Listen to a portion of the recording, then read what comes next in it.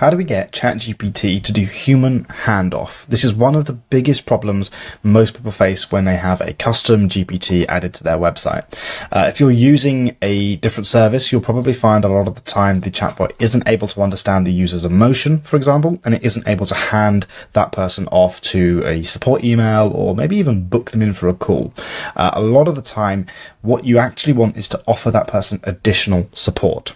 Now, I'm going to show you exactly how you can do that with your own custom GPT that's trained on your own website's data and has its own branding, can be embedded into your website, and can obviously manage multiple user conversations at the same time.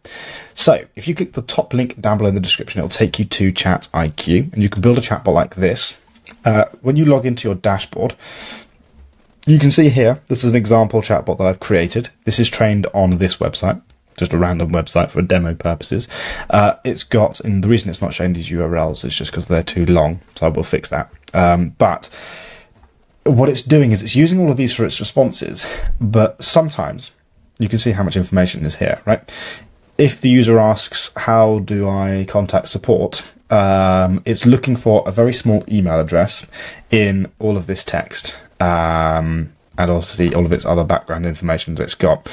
And sometimes it can either skip that information or it can not necessarily know it's there. So this video, I'm going to show you exactly how to make sure that works every single time. Very easy. It'll take 2 minutes. So, first of all, we're doing a test. Blah, blah, blah, blah, blah. It's giving me a few steps, whatever. It's giving me the URLs that it needs for its responses. We know it can give images in its responses. That's pretty cool. But now I want to make sure that it's actually able to give me the email address. First thing we need to do is head over to our settings panel. In a settings panel, select the chatbot we're working on. So in this case, we're working on the Shopify. Now, I've actually already done this, but you can see here it's using the example prompt. Some of the other ones, like Udi, for example, is using the customer service prompt. So make sure you know what prompt it's using before you move on to the next step. Come to prompts, then find that example prompt.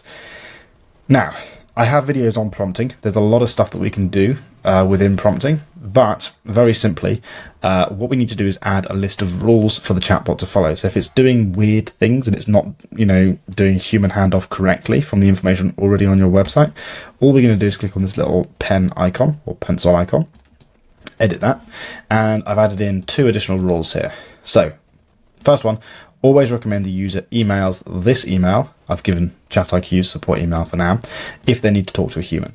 So a lot of the time, what you'll probably find is there will be a message that someone's got really angry and they're shouting at the chatbot. They say, I just want to talk to a human. It'll say, cool, here's the email address. At the moment, we don't have support for you to go in as a live agent and respond to a user. I haven't had enough people message me telling me that this is something they want. There's nobody really at the moment who's using the software who's looking for this. If this changes, or if you're looking for this, leave this down below in the comments and I can always work on adding this feature. But for now, this is the easiest way to handle this. What you can do is you can add in prioritization of emotion. For example, somebody comes in, they're a little bit upset. If they're a little bit upset, give them the email address. If they're really angry, get them to book in for a sales call at some calendar via Zoom. Or you could even say, here's a phone number.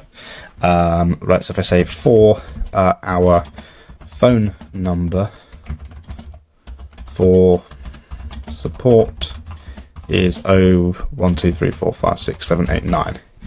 Okay, click save. Now what it's going to do is it's going to add this to the additional information of the chatbot, which means in every single response, it knows that it has access to this information. Now, it's not necessarily going to it at this point is just going to decide which one is needed for the response, or it will give a list of all of the different contact sources that it has. So, for example, if I come to chatbots and I go to the Shopify chatbot, I scroll down here. How can I talk to a human? So I did 2 tests here. The first one, I only had the email address in. This one, I had the email address and the calendar link. So I'll show you that in a second. Talk to a human, email us here. Our team will be happy to assist with any concerns or questions you have. If you need further assistance, you can always reach out to us at this email again.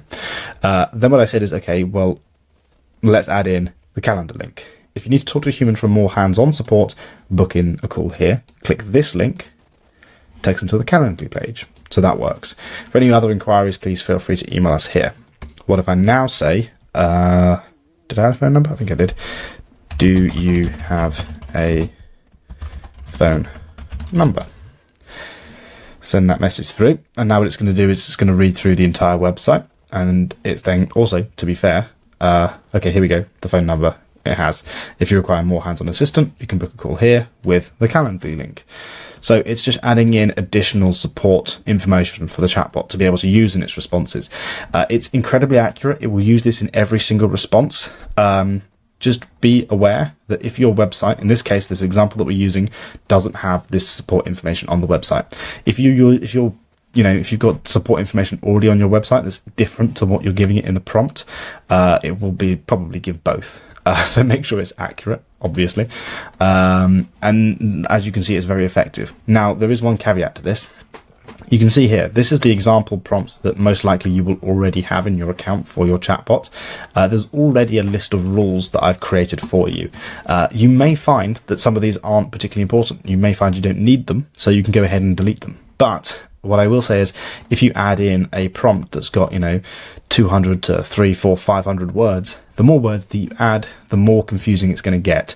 So when you get to that point, all you're going to do is you're going to write down here, you're going to give things, I don't know what I just did.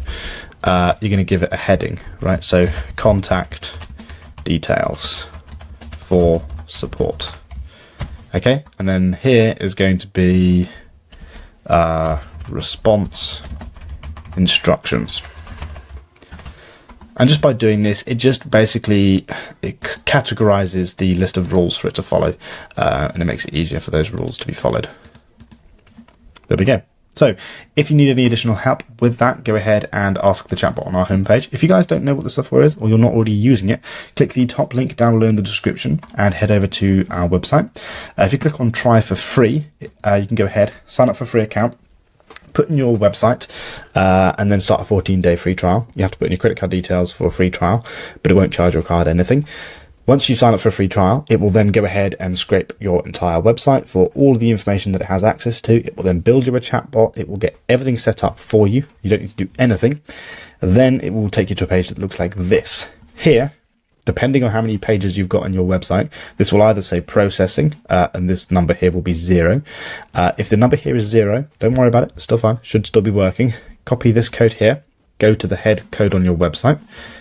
You can look at this tutorial here if you need help with that, which is so you can do, for example, on Shopify, paste the code in like that, and then update your website. The chatbot will be live on your website. Once this number starts to show, the chatbot will be able to reference the data that you've given it. Until this number's showing, it's just going to be it just won't work.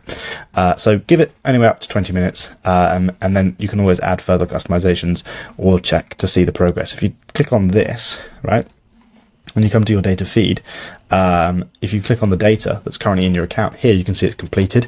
If it's not completed, you'll see here there's just a processing bar. When that bar has stopped processing, obviously this number will be increasing and your chatbot will have data. Just wanted to address that one.